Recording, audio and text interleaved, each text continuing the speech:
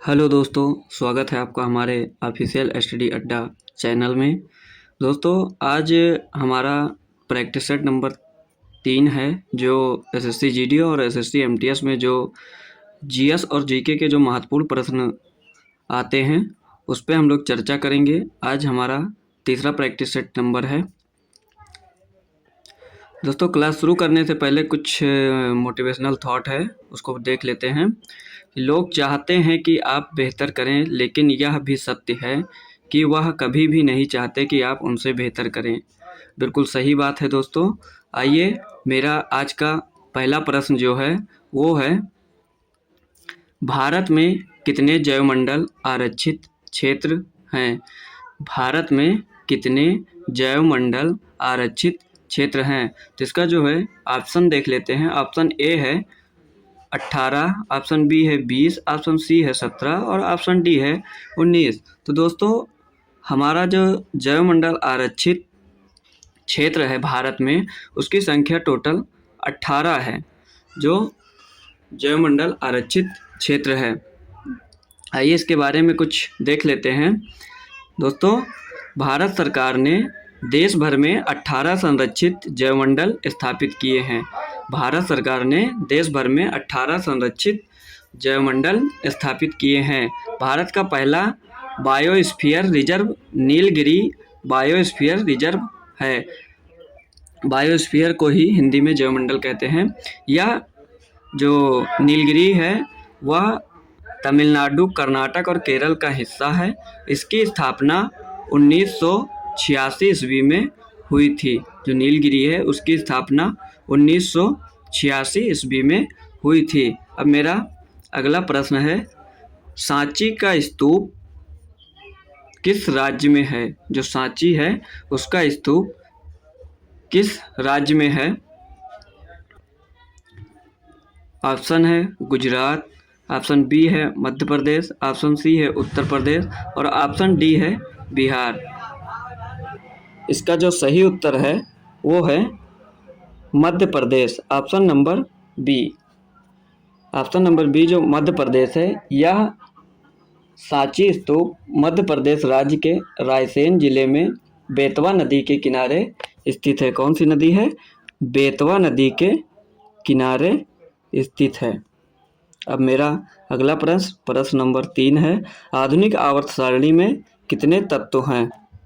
Option A है 91, option B है 81, option C है 107, ऑप्शन डी है 118। तो दोस्तों, इसका जो सही उत्तर है मेरा वो है आधुनिक आवर्त सारणी में कुल 118 तत्व हैं। मेरा अगला प्रश्न नंबर 4 है, हाल ही में चर्चा में रहे नागी और नकटी पक्षी अभयारण्य किस राज्य में स्थित हैं? करंट अफेयर्स का सवाल है ये। ऑप्शन ए है बिहार, ऑप्शन ए है बिहार, ऑप्शन बी है छत्तीसगढ़, ऑप्शन सी है ओडिशा और ऑप्शन डी है झारखंड। जो हमारे नागी और नकटी पक्षी अभयारण्य है वह किस राज्य में स्थित हैं? तो दोस्तों, इसका जो सही उत्तर है वो हमारा ऑप्शन नंबर ए है, बिहार। आइए इसके बारे में कुछ और जानकारी ले लेते हैं। जैसे कि बिहार के जमुई जिले में स्थित नागी और नकटी पक्षी अभयारण्य को रामसर कन्वेंशन के तहत अंतर्राष्ट्रीय महत्व के वेटलैंड्स की वैश्विक सूची में शामिल किया गया है। इस समावेशन से भारत में रामसर आर्द्रभूमियों की संख्या 82 हो गई है। दोस्तों, भारत में रामसर आर्द्रभूमियों की संख्या कितनी हो गई? 82 हो गई है। और इन दोनों नई आर्द्रभूमियों को 5 जून को विश्व पर्यावरण दिवस के अवसर पर शामिल किया गया। दोस्तों, अगर क्वेश्चन आ जाए कि विश्व पर्यावरण दिवस कब मनाया जाता है, तो हमारा 5 जून को विश्व पर्यावरण दिवस मनाया जाता है। मेरा अगला प्रश्न है, वर्ष 2025 में इंटरनेशनल एयर ट्रांसपोर्ट एसोसिएशन की सालाना आम बैठक किस राष्ट्र की मेज़बानी में आयोजित की जाएगी? जो हमारा इंटरनेशनल एयर ट्रांसपोर्ट एसोसिएशन है, उसकी सालाना आम बैठक 2025 में किस राष्ट्र की मेज़बानी में आयोजित होगी? तो वह ऑप्शन है अमेरिका, ऑप्शन बी स्विट्ज़रलैंड और ऑप्शन सी भारत और ऑप्शन डी संयुक्त राज्य अमीरात है। स्विट्ज़रलैंड दोस्तों थोड़ा टाइप करने में गलत हो गया है, देख लीजिएगा आप लोग। तो इसका जो हमारा सही उत्तर है वो हो जाएगा भारत। भारत जो है वह इस बार इंटरनेशनल एयर ट्रांसपोर्ट एसोसिएशन की सालाना आम बैठक की मेज़बानी करेगा। यह इंटरनेशनल एयर ट्रांसपोर्ट एसोसिएशन की 81वीं वार्षिक बैठक की मेज़बानी भारत करेगा और भारत में यह बैठक जो है वह 42 वर्षों के अंतराल के पश्चात यह बैठक आयोजित की जाएगी। भारत इससे पूर्व 2 बार इसकी बैठक कर चुका है। पहला कब किया था? 1958 ईस्वी में और दूसरा किया था 1983 ईस्वी में। आइए मेरा अगला प्रश्न है प्रश्न नंबर 6। निम्नलिखित में से कौन सी झारखंड की सर्वाधिक लोकप्रिय संगीत शैली है? ऑप्शन है मांड, ऑप्शन बी है खुबा के सई, ऑप्शन सी है धमसा और ऑप्शन डी है मांडो। तो इसका जो सही उत्तर है वो हो जाएगा ऑप्शन सी धमसा। धमसा जो है वह झारखंड की सर्वाधिक लोकप्रिय संगीत शैली है। मेरा अगला प्रश्न नंबर 7 है। चोल साम्राज्य के संस्थापक का नाम बताइए जिसने तंजौर पर कब्जा किया और उसके बाद आदित्य प्रथम राजा बना। उस राजा का नाम, चोल साम्राज्य के उस संस्थापक का नाम बताइए जिसने तंजौर पर कब्जा भी किया और उसके बाद आदित्य प्रथम राजा बना। तो पहला गंडारादित्य, उत्तम, राजाधिराज और विजयालय। तो इसका जो हमारा सही उत्तर है वो हो जाएगा विजयालय ने चोल साम्राज्य के संस्थापक था और इसने तंजौर पर कब्जा भी किया था और इनके बाद आदित्य प्रथम राजा बने थे।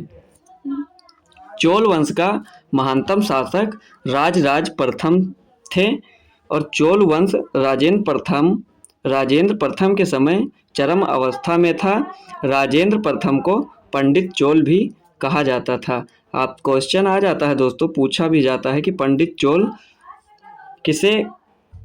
चोल किसे कहा जाता था? तो राजेंद्र प्रथम को पंडित चोल के नाम से जाना जाता था। मेरा अगला प्रश्न है, औरंगाबाद किस नदी के किनारे पर स्थित है? जो हमारा औरंगाबाद है वह किस नदी के किनारे स्थित है? तो मेरा ऑप्शन पहला है गोदावरी, ऑप्शन बी है कौम नदी, ऑप्शन सी है मूसी और ऑप्शन डी है महानदी। तो हमारा जो औरंगाबाद है वह कौम नदी के किनारे स्थित है। आइए और नदी और नगर देख लेते हैं कौन कौन से कहाँ पे स्थित हैं। तो देखिए, जो गोदावरी है नदी उसके किनारे मेरा नासिक नगर जो है वो भी बसा हुआ है। मूसी नदी के किनारे हैदराबाद है। महानदी के किनारे कटक है। चंबल के किनारे कोटा है। कृष्णा नदी के किनारे विजयवाड़ा है और झेलम नदी के किनारे श्रीनगर है। कावेरी के किनारे मैसूर है। दोस्तों इसका आप लोग स्क्रीनशॉट ले सकते हैं क्योंकि ये बहुत महत्वपूर्ण है। आगामी परीक्षाओं में आपको प्रश्न पत्र में देखने को मिलेगा। मेरा अगला प्रश्न है, सीमेंस किसकी इकाई है? जो सीमेंस है वह किसकी इकाई है? चुंबकीय प्रवाह घनत्व की, विद्युत चालकत्व की, चुंबकीय प्रवाह की और धारिता की। तो जो हमारी सीमेंस है वह ऑप्शन नंबर बी हमारा करेक्ट आंसर हो जाएगा। यह विद्युत चालकत्व की इकाई है। प्रश्न नंबर 10 हमारा है, 1970 में मिस एशिया पैसिफिक का खिताब जीतने वाली पहली भारतीय प्रतिभागी कौन बनी? पहली भारतीय एशिया पैसिफिक का खिताब जीतने वाली कौन बनी? तो ऑप्शन देख लीजिए। ऑप्शन है रीता फारिया, डायना हेडन, जीनत अमान और तारा फोंसेका। तो इसका जो हमारा सही उत्तर है वो हो जाएगा जीनत अमान। जीनत अमान ने एशिया पैसिफिक का खिताब जीतने वाली पहली भारतीय प्रतिभागी बनी थी। भारत की प्रथम मिस वर्ल्ड रीता फारिया ने 1966 ईस्वी में खिताब जीता था। भारत की प्रथम मिस वर्ल्ड खिताब जो था वह रीता फारिया ने 1966 ईस्वी में जीता था और डायना हेडन को मिस वर्ल्ड का खिताब 1997 में प्राप्त हुआ था। मेरा अगला प्रश्न है, भारतीय संविधान से याचिकाएं और द्विसदनीय पद्धति किस देश के संविधान से प्रेरित है? जो भारतीय संविधान में याचिकाएं और द्विसदनीय पद्धति किस देश के संविधान से प्रेरित हैं? तो दोस्तों मेरा ऑप्शन है, देख लीजिए। संयुक्त राज्य अमेरिका, ऑस्ट्रेलिया, आयरलैंड और यूनाइटेड किंगडम। तो मेरा जो इसका सही उत्तर हो जाएगा दोस्तों, इस प्रश्न का जो सही उत्तर होगा वो हो जाएगा डी, यानी यूके, यानी यूनाइटेड किंगडम। भारत में संसदीय प्रणाली जो ली गई है वह यूके से ही लिया गया है और यूके में लिखित संविधान नहीं है। यूके में विकसित संविधान है और यूके में लिखित संविधान नहीं है। आइए अगला प्रश्न है, अंडमान निकोबार द्वीप समूह में सबसे ऊंची चोटी का नाम बताइए। जो अंडमान निकोबार द्वीप समूह है उसकी सबसे ऊंची चोटी का नाम बताइए। ऑप्शन देख लीजिए। सैडल पीक, करोह पीक, कोडा चादरी और सोसोगोर। तो हमारा जो अंडमान निकोबार द्वीप समूह है उसकी सबसे ऊंची चोटी जो है वह है सैडल पीक। सैडल पीक हमारी जो है वह अंडमान निकोबार की द्वीप समूह में सबसे ऊंची चोटी है। तो इस प्रश्न का आंसर है option number A is correct. Andaman Nicobar द्वीप समूह में सबसे ऊंची चोटी सैडल पीक है और सैडल पीक की ऊंचाई जो है वह 738 मीटर है। उत्तरी अंडमान में सैडल पीक है। उत्तरी अंडमान में सैडल पीक जो है वह स्थित है और भारत का एकमात्र सक्रिय ज्वालामुखी वैरन इसी द्वीप समूह पर है। ये भी क्वेश्चन बहुत महत्वपूर्ण है कि भारत का एकमात्र सक्रिय ज्वालामुखी किस द्वीप पर है, तो वह आपका उत्तर हो जाएगा अंडमान निकोबार द्वीप समूह पर। यहीं पर एक नारकोंडम नामक सुषुप्त ज्वालामुखी भी है और भारत का सबसे दक्षिणी बिंदु इंदिरा पॉइंट ग्रेट निकोबार में स्थित है। ये प्रश्न भी कभी कभी पूछता है दोस्तों कि भारत का सबसे दक्षिणी बिंदु कहाँ है, क्या नाम है? तो उसका नाम इंदिरा पॉइंट हो जाएगा। अगला प्रश्न है, कौन सी मिश्र धातु में कांसा, सीसा और टिन होते हैं? कौन सी मिश्र धातु में कांसा, सीसा और टिन तीनों होते हैं? तो ऑप्शन है German silver, bell metal, solder और रोज मेटल। तो इसका जो सही उत्तर है वो हो जाएगा ऑप्शन नंबर डी, रोज मेटल जो होता है उसमें हमारे तीनों मिश्रित होते हैं। रोज मेटल, इसमें कांसा, सीसा और टिन तीनों उपस्थित रहते हैं। आप प्रश्न नंबर 14 हमारा है, भारतीय संविधान के किस भाग में चुनावों पर अनुच्छेद है? भारतीय संविधान के किस भाग में चुनावों पर अनुच्छेद है? तो ऑप्शन नंबर 1 देख लीजिए, भाग 15, भाग 5, भाग 20 और भाग 10। तो हमारा जो इसका भारतीय संविधान में जो भाग 15 है इसमें चुनावों का अनुच्छेद दिया गया है। भाग 15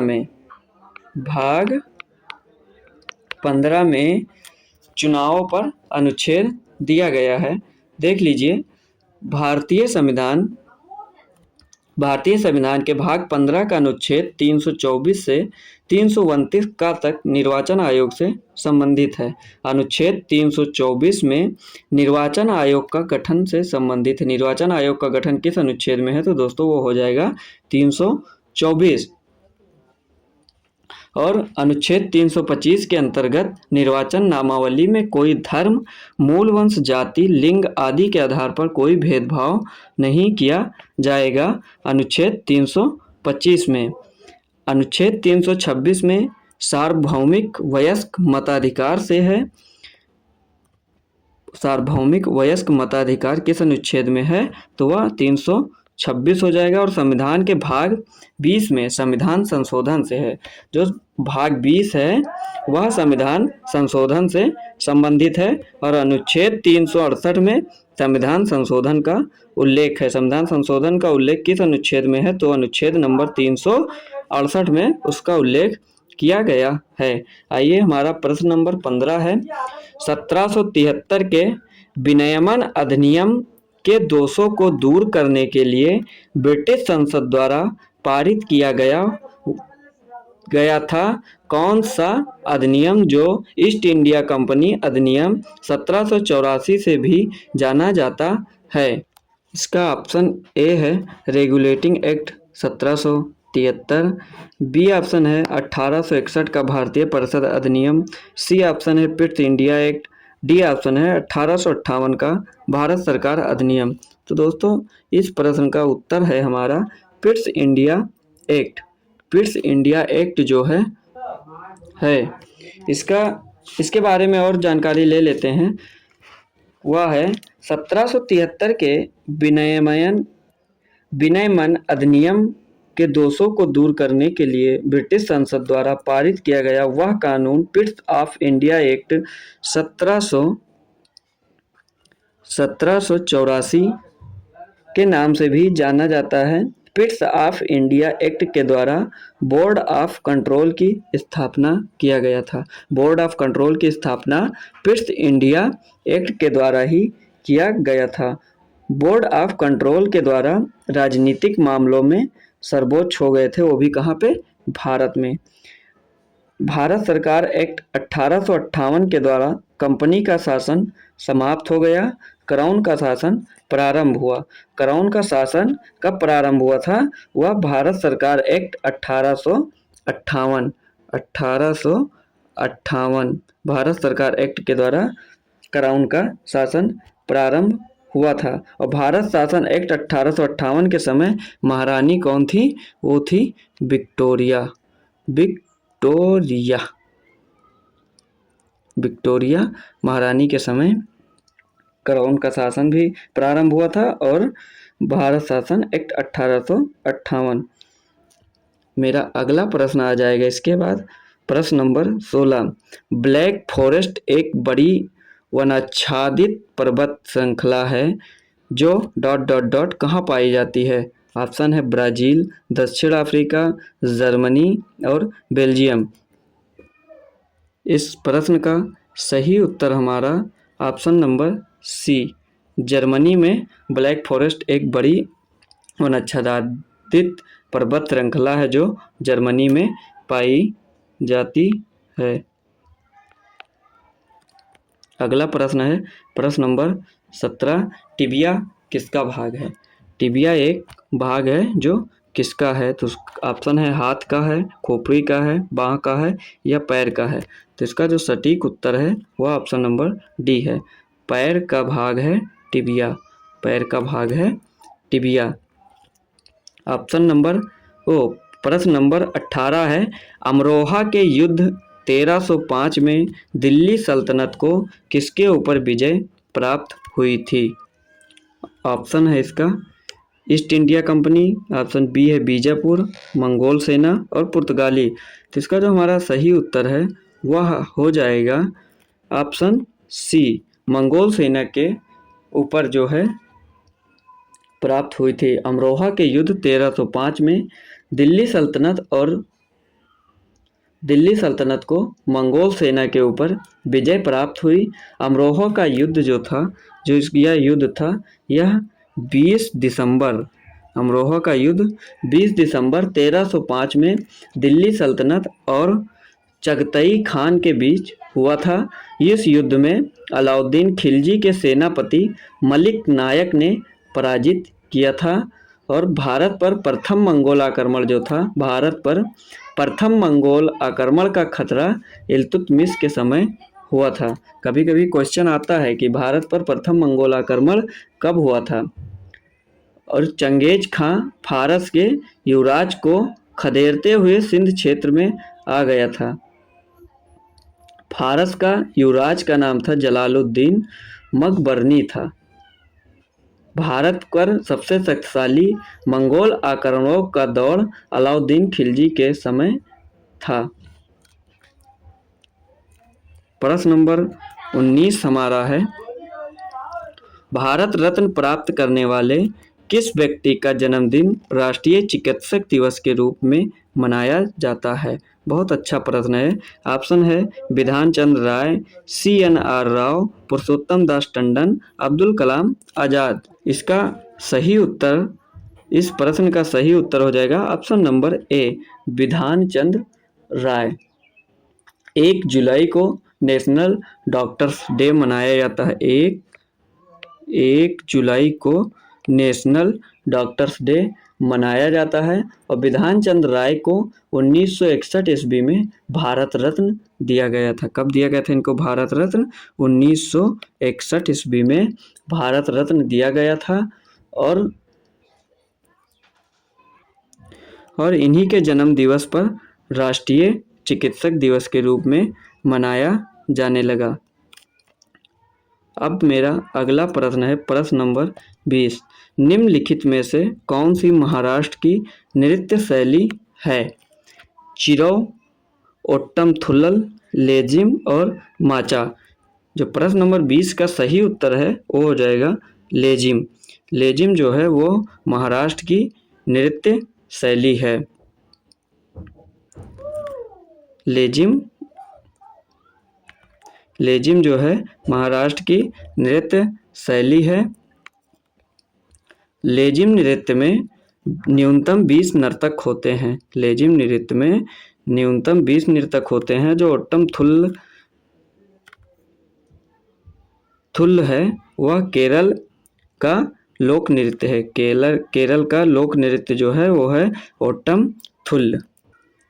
ओट्टमथुल्लम केरल का लोक नृत्य है।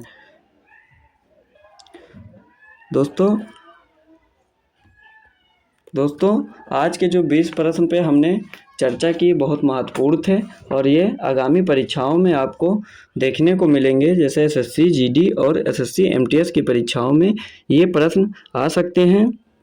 आशा करता हूँ आप लोगों को यह वीडियो पसंद आया होगा। पसंद आया हो तो लाइक करें, चैनल पर नए हैं तो चैनल को सब्सक्राइब करें और अपने दोस्तों रिश्तेदारों को शेयर करें। धन्यवाद।